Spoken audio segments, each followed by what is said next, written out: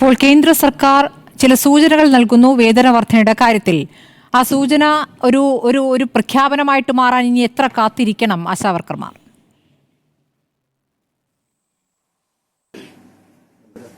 ഇവിടെ അരുൺകുമാറിനോട് ഒന്ന് രണ്ട് ചോദ്യങ്ങൾ മാഡം ചോദിക്കേണ്ടേ തുടക്കത്തിൽ തന്നെ. ആ ചോദ്യവുമായി ബന്ധപ്പെട്ടുകൊണ്ട് തന്നെ ഞാൻ ചർച്ച തുടങ്ങാം. അദ്ദേഹത്തോട് ചോദിച്ചത്, ഇന്നത്തെ ചർച്ചയിൽ ഇന്ന് മുഖ്യമന്ത്രിയും ഗവർണറും അടക്കമുള്ള പ്രധാനപ്പെട്ട ആളുകൾ കേന്ദ്രമന്ത്രിയെ കണ്ടപ്പോൾ ചർച്ച ചെയ്യപ്പെട്ടിട്ടുണ്ടാകുന്ന ഏറ്റവും പ്രധാനപ്പെട്ട വിഷയം ആശാവർക്കർമാരുടെ സമരവുമായി ബന്ധപ്പെട്ടല്ലേ എന്ന് ചോദിച്ചതിന് അദ്ദേഹം പറഞ്ഞ മറുപടി കേരളത്തിൻ്റെ സമൂഹം, ലോകത്തിലെ മുഴുവൻ ഇത് ചർച്ച ശ്രദ്ധിക്കുന്ന ആളുകൾ, മലയാളികളും കണ്ടുകൊണ്ടിരിക്കുകയാണ്. ഇന്ന് ഏറ്റവും ആദ്യം ചർച്ച ചെയ്യപ്പെടേണ്ട വിഷയം ഒരു സംശയവുമില്ല, ഈ ആശാവർക്കർമാരുടെ സമരമാണ്, ആശാവർക്കർമാർ ഉന്നയിക്കുന്ന വിഷയമാണ് എന്ന് ഒരു സംശയത്തിന് അതീതമായി ഇന്നലെ വരെ കേന്ദ്രത്തിനെ കുറ്റം പറഞ്ഞ, അല്ലെങ്കിൽ തൊട്ടടുത്ത മണിക്കൂർ മുൻപ് വരെ കേന്ദ്രത്തിനെ കുറ്റം പറഞ്ഞ ആളുകൾക്ക് തറപ്പിച്ച് പറയാൻ സാധിക്കണമായിരുന്നു.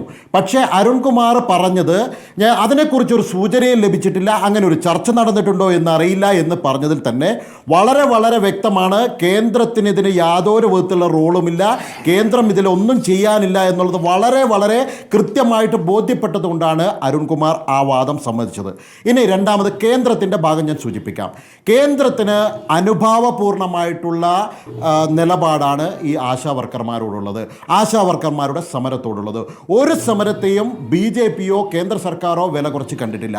അതുകൊണ്ടാണ് ആ സമരപ്പത്തിൽ പോയിട്ടുള്ള സുരേഷ് ഗോപി പറഞ്ഞത്, ഞാൻ ഈ വിഷയം കേന്ദ്രത്തിൽ അവതരിപ്പിക്കും. അദ്ദേഹം അവതരിപ്പിച്ചില്ലേ? അദ്ദേഹം അവതരിപ്പിച്ച് തിരിച്ചു വന്ന് കൃത്യമായിട്ട് വിവരങ്ങൾ പറഞ്ഞില്ലേ? രണ്ടാമത് നദ്ദാജി, കേന്ദ്രത്തിൻ്റെ ആരോഗ്യമന്ത്രി, പാർലമെൻറ്റിൽ കേരളത്തിലെ ആശാവർക്കർമാരുടെ സമരം കോട്ട് ചെയ്തുകൊണ്ട് ആശാവർക്കർമാരുടെ കാര്യം സൂചിപ്പിച്ചില്ലേ? കൃത്യമായി മറുപടി പറഞ്ഞില്ലേ? എന്ന് പറഞ്ഞാൽ ആശാവർക്കർമാരോടൊപ്പമാണ്, ആശാവർക്കർമാരുടെ സമരത്തെ വില കുറച്ച് കാണിക്കുന്നില്ല എന്നുള്ളതിൻ്റെ സൂചനയല്ലേ അത് സൂചിപ്പിച്ചിട്ടുള്ളത്? പക്ഷേ കേരള സർക്കാർ ഇവിടെ ചെയ്തുകൊണ്ടിരിക്കുന്ന പ്രവർത്തികൾ എന്തൊക്കെയാണ്? കഴിഞ്ഞ 10-31 ദിവസമായി ഇവർ സമരം ചെയ്യുന്നു. സമരത്തിൻ്റെ തുടക്കത്തിൽ ഇവർ ആവശ്യപ്പെട്ടിരിക്കുന്ന എല്ലാ കാര്യങ്ങളെയും അവഗണിക്കുകയാണ് സംസ്ഥാന സർക്കാർ ചെയ്തിട്ടുള്ളത്. ഈർക്കിലെ പാർട്ടികളെന്ന് അധിക്ഷേപിച്ചു, പാട്ടപ്പിരിവുകാരുടെ പ്രസ്ഥാനമെന്ന് ആക്ഷേപിച്ചു, പന്തൽ കെട്ടിയിട്ടുള്ള നേരത്തെ സൂചിപ്പിച്ചതുപോലെ ആ ടാർപോളിനടക്കം അറുത്തു കൊണ്ടുപോയിട്ടുള്ളൊരു സമീപനം, ഇങ്ങനെ നിഷ്ഠൂരമായിട്ടും പൈശാചികമായിട്ടും അവരെക്കുറിച്ച് ഇല്ലാ കഥകളടക്കം പ്രചരിപ്പിക്കുന്ന സാഹചര്യം, അവിടെ വന്നിരിക്കുന്ന സമരം ചെയ്യുന്ന ആളുകൾ ആശാവർക്കർമാരല്ല എന്ന് പ്രചരിപ്പിച്ചു. ഇങ്ങനെ ഈ മനുഷ്യരോട് അവർ മനുഷ്യരല്ല എന്നുള്ള തരത്തിലുള്ള പെരുമാറ്റമാണ് സംസ്ഥാന സർക്കാരിൻ്റെ ഭാഗത്തുനിന്നുണ്ടായിട്ടുള്ളത്. ഇവിടെ ആശാവർക്കർമാർ ഉന്നയിക്കുന്ന 4 ചോദ്യങ്ങളായിരുന്നു, 4 ആവശ്യങ്ങളായിരുന്നു ഏറ്റവും ആദ്യം ഉണ്ടായിരുന്നത്. ഇപ്പോൾ അത് 3 ആയിട്ട് ചുരുങ്ങിയിട്ടുണ്ട്. ഒന്ന്, തടഞ്ഞു വെച്ചിരിക്കുന്ന ആനുകൂല്യങ്ങൾ അവർക്ക് കിട്ടണമെന്നുള്ളതായിരുന്നു അവരുടെ ആവശ്യം. അത് കൊടുത്തിട്ടുണ്ട്. ആരാണ് കൊടുത്തത്? ആദ്യത്തെ ദിവസങ്ങളിൽ പറഞ്ഞത് കേന്ദ്ര സർക്കാരാണ് കൊടുക്കാനുണ്ട് എന്ന് പറഞ്ഞത്. വീണ ജോർജ് അടക്കം പറഞ്ഞിട്ടുള്ളത് കേന്ദ്ര സർക്കാർ കൊടുക്കാനുണ്ടെന്ന്. കേന്ദ്ര സർക്കാർ കൊടുത്തിട്ടാണോ ഇത് അവർക്ക് വിതരണം ചെയ്തത് എന്ന് നമുക്കറിയില്ല. പക്ഷേ അവർക്ക് ആനുകൂല്യം കിട്ടിയിട്ടുണ്ട്, ഒന്നാമത്തത്. രണ്ടാമത്തത്, ഓണറേറിയം വർദ്ധിപ്പിക്കണം. ആര് കൊടുക്കണം? ഓണറേറിയം ആരാണ് കൊടുത്തുകൊണ്ടിരിക്കുന്നത്? ആരാണ് ഇവർക്ക് മാനദണ്ഡങ്ങൾ ഉണ്ടാക്കിയിട്ടുള്ളത്? ആരാണ് ഇവിടെ രാവിലെ മുതൽ വൈകുന്നേരം വരെ ഇവരെ പണിയെടുപ്പിക്കുന്നത്?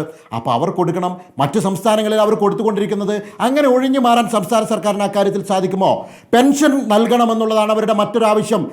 സ്വാഭാവികമായിട്ടും ഇത്തരത്തിൽ പണിയെടുപ്പിക്കുമ്പോൾ വലിയ തൊഴിലാളി പാർട്ടിയാണല്ലോ കേരളം ഭരിക്കുന്നത്, തൊഴിലാളികൾക്ക് വേണ്ടി വാദിക്കുന്ന ആളുകളാണല്ലോ. തൊഴിലാളികളായി ഇവരെ പരിഗണിക്കാത്തത് എന്താണ്? തൊഴിലാളികളായി പരിഗണിച്ചാൽ ഇവർക്ക് സ്വാഭാവികമായിട്ടും ഏറ്റവും മിനിമം വേതനം 700 രൂപ, 700.13 രൂപ, 700.33 രൂപ അവർക്ക് കിട്ടേണ്ടതുണ്ട്. സ്വാഭാവികമായിട്ടും പെൻഷൻ അവകാശമുണ്ട്, വിടുതൽ സമയത്തുള്ള ആനുകൂല്യം ലഭിക്കാൻ അവകാശമുണ്ട്. ഇതൊന്നും ഞങ്ങളെ സംബന്ധിക്കുന്നതല്ല എന്ന് പറഞ്ഞാൽ ഇത് അംഗീകരിക്കും. ഓണറേറിയത്തിന്റെ കാര്യത്തിൽ സംസ്ഥാന സർക്കാരിനുള്ള ഉത്തരവാദിത്തം സമ്മതിക്കുമ്പോൾ തന്നെ ശ്രീ പ്രശാന്ത് മലവയൽ, ഇപ്പോൾ ഈ JP നഡ്ഡ രാജ്യസഭയിൽ നൽകിയ രേഖയിൽ പറയുന്നത്, കേരളത്തിന് നൽകിയ കണക്കുകൾ, വിവിധ സംസ്ഥാനങ്ങൾക്ക് നൽകിയ കണക്കുകളാണ് പുറത്തുവിട്ടത്. 2021-22, 22-23, 23-24 കണക്കുകളാണ് നൽകിയിരിക്കുന്നത്. കേരളത്തിൻ്റെ കണക്കിലേക്ക് നോക്കുമ്പോൾ ഈ ലക്ഷത്തിൻ്റെ കണക്കാണ്. 1,675 രൂപയാണ് 2021-22 നൽകിയത്. അത് 22-23 ആകുമ്പോൾ 8,780,000. 2023-24 ആകുമ്പോൾ 8,780,000. ഇതെന്താണ് ഈ കണക്കിങ്ങനെ? മറ്റ് സംസ്ഥാനങ്ങളിലേക്ക് പോകുമ്പോൾ അസമിൽ 11 ലക്ഷം, ബീഹാറിൽ 8 ലക്ഷം, ഗുജറാത്തിൽ 10 ലക്ഷം, ആന്ധ്രാപ്രദേശിൽ 10 ലക്ഷം, അസമിൽ 11 ലക്ഷം. ഇങ്ങനെയൊക്കെയാണ് കണക്കുകൾ മറ്റ് സംസ്ഥാനങ്ങളിൽ നോക്കുമ്പോൾ കേട്ടോ. അവിടെയും ലക്ഷങ്ങളല്ലേ, അവിടെ എന്താണ് അല്ല, 11 ലക്ഷവും 1 ലക്ഷം തമ്മിൽ വ്യത്യാസമില്ലേ? ആ സംസ്ഥാനത്തിന്റെ വ്യാപ്തിക്കനുസരിച്ച് അവിടുത്തെ സ്വാഭാവിക അതാ ഞാൻ പറഞ്ഞു വരുന്നത്. അതായത് അവിടുത്തെ ഗുജറാത്തിൻ്റെ വലുപ്പത്തിനനുസരിച്ച്, UP-യുടെ വലുപ്പത്തിനനുസരിച്ച്, ആന്ധ്രയുടെ വലുപ്പത്തിനനുസരിച്ചാണോ കേരളമുള്ളത്? അപ്പോൾ അവിടുത്തെ അതേ വലുപ്പത്തിനനുസരിച്ചുള്ള തുകയാണോ ഇവിടെ കൊടുക്കേണ്ടത്? ഇതെന്തൊരു വാദമാണ്? അതെങ്ങനെ അംഗീകരിക്കാൻ സാധിക്കും? ഇവിടെ നദ്ദാജി പറഞ്ഞിട്ടുള്ള കണക്കുകൾ കൃത്യമായിട്ട് സൂചിപ്പിച്ച് 2014 മുതൽ 2025 വരെയുള്ള കൃത്യമായിട്ടുള്ള കണക്കുകൾ എൻ്റെ കൈവശമുണ്ട്. 2014-15 537 കോടി രൂപ, അതായത് central government fund released to Kerala under national health മിഷന് കൊടുത്തിട്ടുള്ളത്. 2014-15 537.48 കോടി, 2015-16 315.35 കോടി, 2016-17 452.36 കോടി, 2017-18 586 കോടി, 2018-19 887.9 കോടി, 2019-20 836.14 കോടി, 2020-21 788.22 കോടി, 2021-22 771.47 കോടി, 2022-23 1036.76 കോടി, 2023-24 189.15 കോടി, 2024-25 1033 കോടി. എന്ന് പറഞ്ഞാൽ 2024-25 ഇപ്പോൾ ഈ സാമ്പത്തിക വർഷം തീരുന്നതിന് മുൻപ് തന്നെ 1033 കോടി കൊടുത്തു കഴിഞ്ഞു. 2023-24 189.15 കോടി മാത്രമേ കൊടുത്തിട്ടുള്ളൂ. അതാരുടെ കുഴപ്പമാണ്?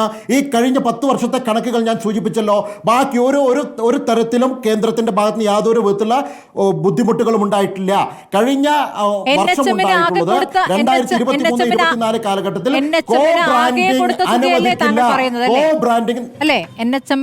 ആകെ വകയിരുത്തിയ തുക അല്ലേ? അതാണല്ലോ. അതിൽ ആശാ വർക്കർമാരുടെ വിഹിതം ഇത്ര എന്ന് രേഖപ്പെടുത്തുന്നുണ്ടോ? അറിയാൻ വേണ്ടി ചോദിക്കുകയാണ്. ആശാ വർക്കർമാർക്ക് ഇത്രയാണ് ഇതിന്റെ പങ്ക് എന്ന് രേഖപ്പെടുത്തുന്നുണ്ടോ? ഇല്ല. ഇല്ല. സ്വാഭാവികമായിട്ടും NHM-ലേക്ക് കൊടുക്കുന്നതും NHM-ൽ നിന്ന് ബാക്കി കാര്യങ്ങൾക്ക് വിതരണം ചെയ്യുന്നതും സംസ്ഥാന സർക്കാരാണ്. അതിനാണ് മേഡം പറഞ്ഞിട്ടുള്ളത് യൂട്ടിലൈസേഷൻ സർട്ടിഫിക്കറ്റ് എവിടെ? നിങ്ങൾക്ക് തന്നിട്ടുള്ള പണം നിങ്ങൾ എവിടെയാണ് വിനിയോഗിച്ചത്? ആർക്കാണ് കൊടുത്തത്? ആശാ വർക്കർമാർക്ക് കൊടുത്തോ? അതെന്തുകൊണ്ട് കൊടുത്തിട്ടില്ല എന്നൊക്കെ ചോദിച്ചതിൻ്റെ യൂട്ടിലൈസേഷൻ സർട്ടിഫിക്കറ്റ് എവിടെ എന്നുള്ളതാണ് നദ്ദാജി ചോദിച്ചത്.